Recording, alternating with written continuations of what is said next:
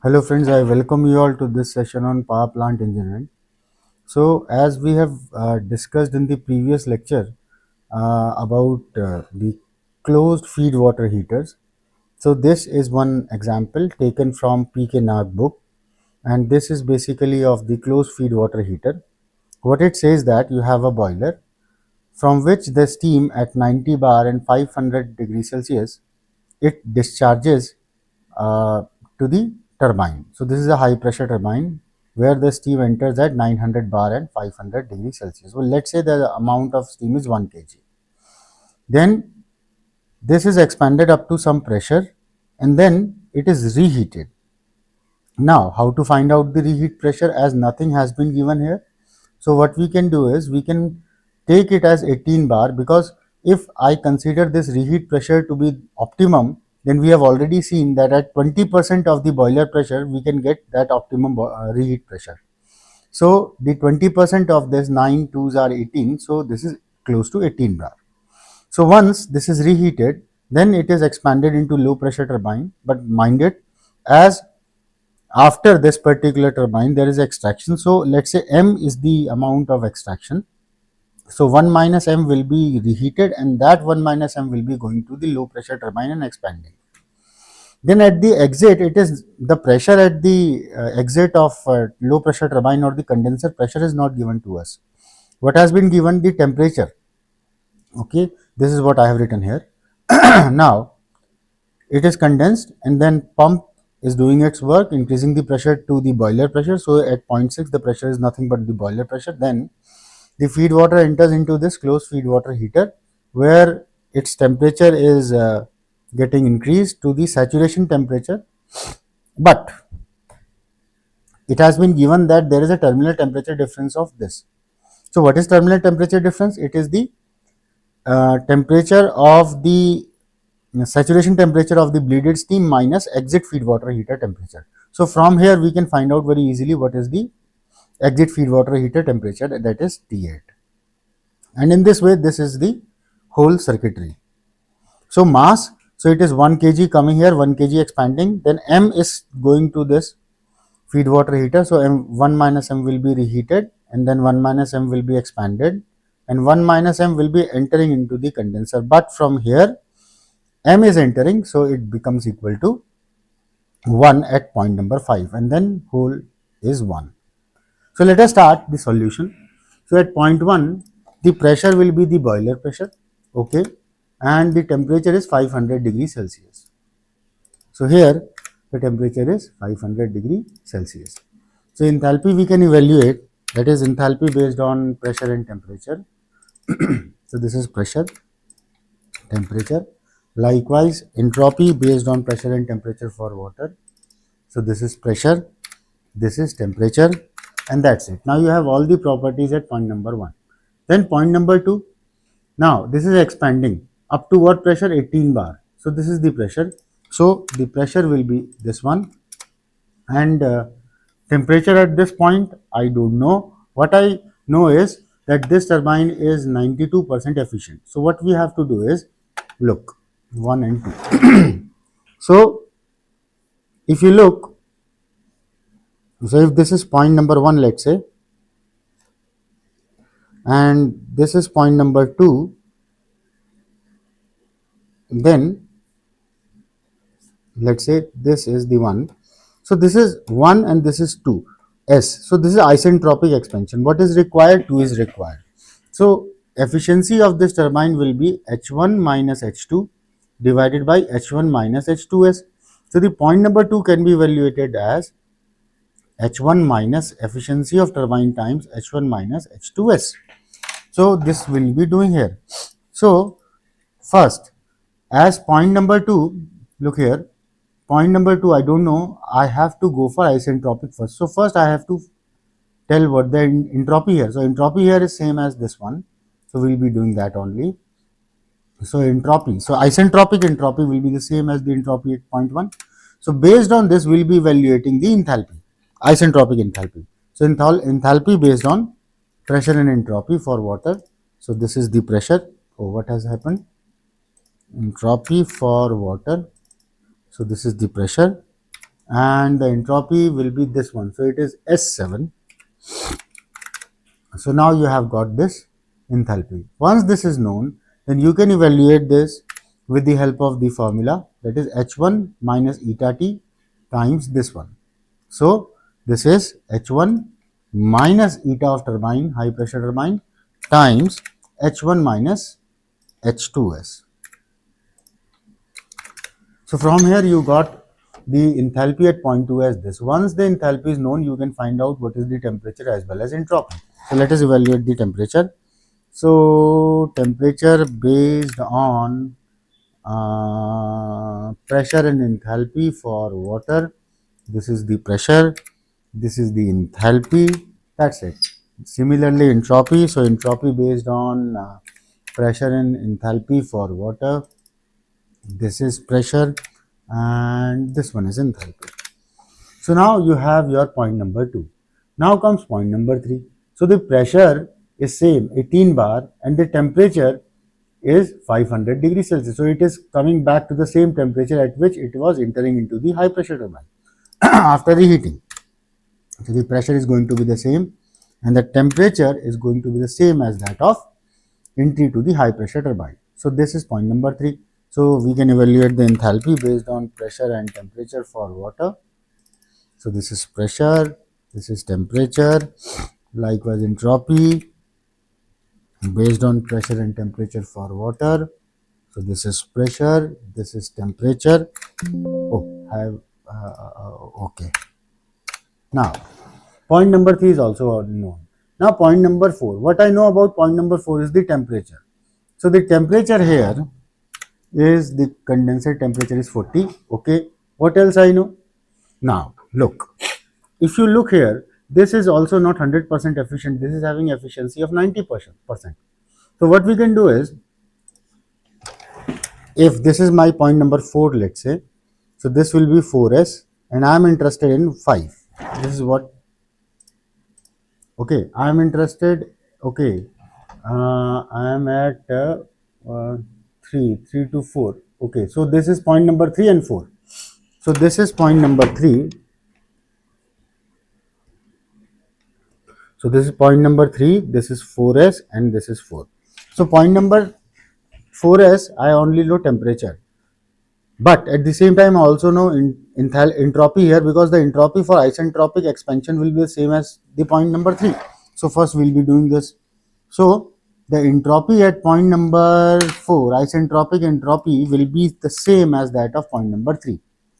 Once these two are known, now this pressure is nothing but the saturation pressure corresponding to temperature, or you can do what? You can also use this entropy. Both thing you will be getting the same. So this is pressure based on, let's say, temperature and entropy for water. This is temperature, this is entropy.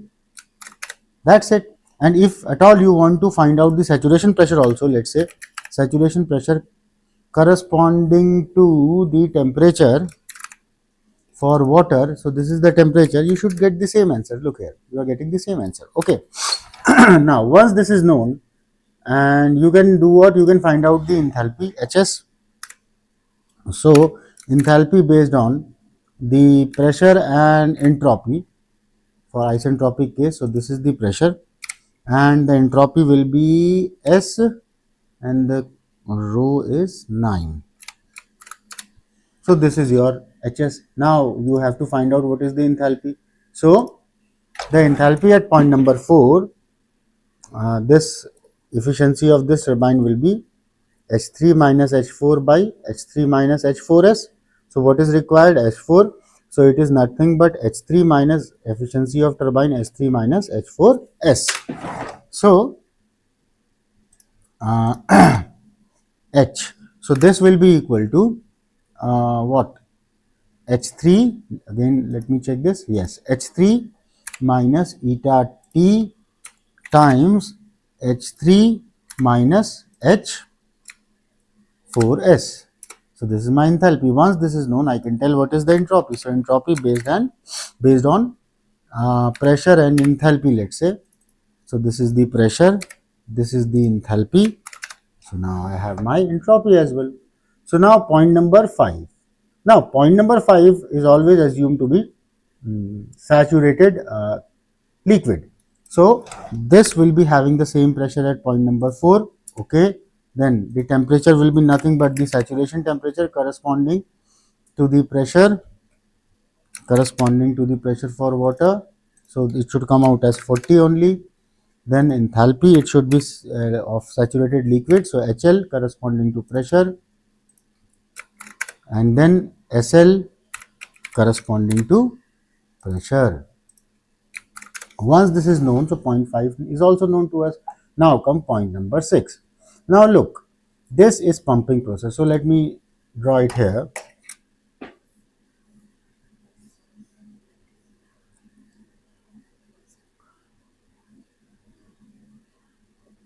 So this is point number, what is this? This is point number 5 and 6. Okay, so this is point number 5 known. This is 6s, isentropic compression, and this is 6. So efficiency of pump will be H6s minus H5 divided by H6 minus H5. What is required? H6 is required. So H6 will be equal to H5 plus this will come down. So H6s minus H5 by eta of pump. Okay, so let us do. So what is the pressure at point number 6? It is the same as that of the boiler pressure. So this is same as the point number 1. Then what is the entropy, isentropic entropy here? It is same as that of point number 5. Okay, once this is known, you can tell what is HS. So enthalpy based on pressure and entropy for water. So this is the pressure, comma, entropy is S11. Okay, once this is known, then I can tell what is the enthalpy. So what is the enthalpy? Enthalpy H6 is H5, that is H5 plus H5, sorry, H6s minus H5. So H6s minus H5 divided by the efficiency of pump, which is this one. So I got it as this. Once this is known, I can tell what is the temperature. So it is the temperature based on pressure and enthalpy for water. This is the pressure, this is the enthalpy. Likewise entropy, so entropy based on pressure and enthalpy. So this is pressure, this is enthalpy. Done. Point number 6 is also over. Now comes point number 7. Now look, this has to be, then I'm only interested in the enthalpy at this point. Okay, so the enthalpy at, because what will happen, there is a diffuser, it will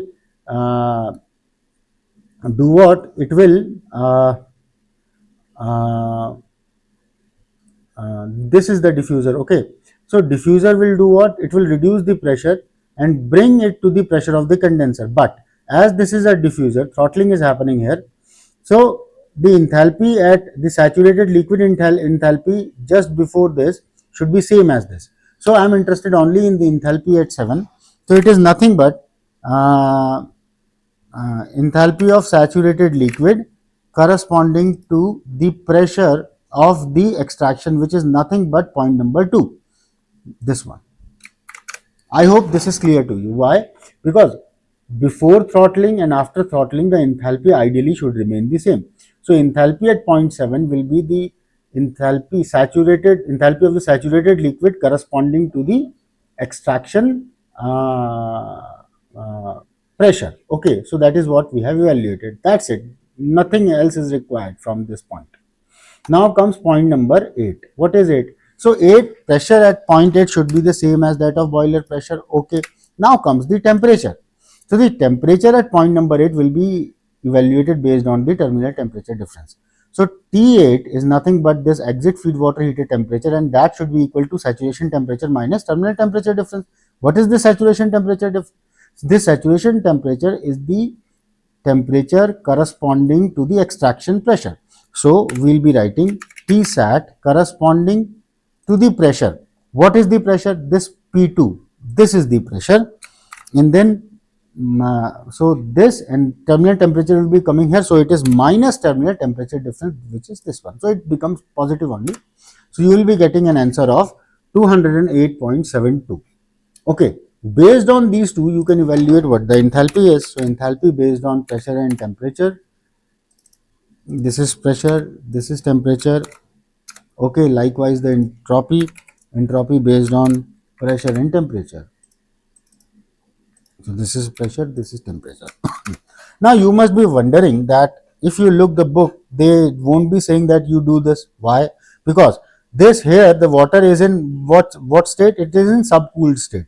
So in subcooled state, what you should do, you can only look for the saturated liquid properties corresponding to temperature only. But they will be coming very close to this only, so it doesn't matter. Once this has been done, so table is completed. Now, the first thing which we have to do is we have to find out the extraction, because based on the extraction only you will be able to get this, you will be able to get reheat, edit, you will be able to get this Q2. So now let us do it. So what is M? So if you consider it as a control volume and try to write the energy equation, so you will be getting this. It is M times H2 plus this H6, and that will be equal to H8 plus M times H7. So this is the one which I have simplified. So this is equal to H8 minus H6. So it is H8 minus H6 divided by H2 minus H7. So H2 minus H7. So you will be getting extraction mass of 0.34 for 1 kilogram of mass entering. Okay. Now comes the high pressure turbine. So it is H1 minus H2 only, because 1 kilogram is expanding. So it is equal to H1 minus H2. So H1 minus H2. Okay. Then the low pressure turbine. So low pressure turbine is taking mass 1 minus M. So it is equal to 1 minus M times H3 minus H4. So it is H3 minus H4. Okay. What about pump work? Pump work. So now as this M enters here, so 1 minus M and M becomes 1. So it is nothing but H6 minus H5. So H6 minus H5. So you will be getting a pump work of 12 kilojoule per kilogram. Okay. Now what is the net work output? It is the work output of first turbine plus the work output of second turbine minus the pump work. So this much kilojoule per kilogram will be your net work output. What about Q1? Now look, heat has been transferred here, as well as it has been also transferred in the reheater. So it is what? It is H1. I have written here, it is H1 minus H8. So H1 minus H8 plus reheat input, which is 1 minus M times H3 minus H2. So it is H3 minus H2. So H3 minus H2. So this is your Q1. What about Q2? Now here again you have to you have to use your energy conservation to get this. So it is 1 minus MH4 plus H7 minus heat loss, that is Q2, and that will be equal to H5. So if you solve this, you will be getting this. So it is 1 minus M1 M basically times H4. What is H4? This is your H4, and then plus M times H7. What is H7? This is H7, and then that has been, then you have to subtract H5 from it. So H5. Once this has been done, you can find out what is the net heat. So as this is a cycle, so net work done should come out exactly equal to net heat input, if net heat supplied. If that is the case, then we have done everything correct. So this sigma Q should come same as sigma W. So let us see. So it is Q1 minus Q2. Oh ho, we are getting the same. So this and this, they are same. So that means they are okay. Our calculations are okay. So now what is the cycle efficiency? It is for with respect to work, it is net work input. Oh sorry, equal net work divided by heat input. So you are getting at it as 38%. Likewise, you can also go for this 1 minus Q2 by Q1. So it is 1 minus Q2 by Q1. So if you convert them into percentage, so they are nothing but 38%. So friends, in this way, you can solve for the Rankine cycle problem where the closed feed water heaters are deployed. So in this lecture, till this point only. In the next lecture, we'll learn something else. Thank you very much for watching the video.